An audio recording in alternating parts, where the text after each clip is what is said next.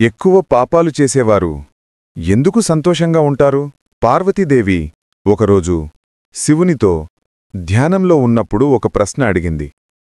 స్వామి, మీరు ధర్మాన్ని రక్షించేవారు, పుణ్యాత్మల పరిరక్షకులు.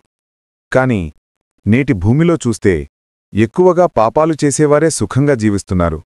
వాళ్ళకి ధనం, పేరు, శరీర సుఖం అన్నీ ఉన్నాయి.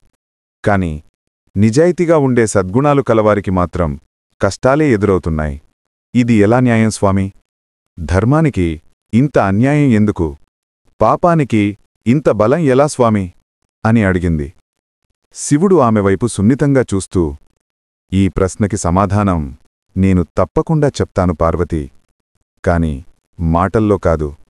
దీనికి సమాధానం ఒక సంఘటనలో ఉంది. నాతో రా, నీకు నేనొకటి చూపిస్తాను. అదే నీ సందేహానికి సమాధానం అని చెప్పి శివుడు పార్వతీదేవిని వెంట తీసుకుని ఓ దట్టమైన అరణ్యానికి తీసుకెళ్లాడు.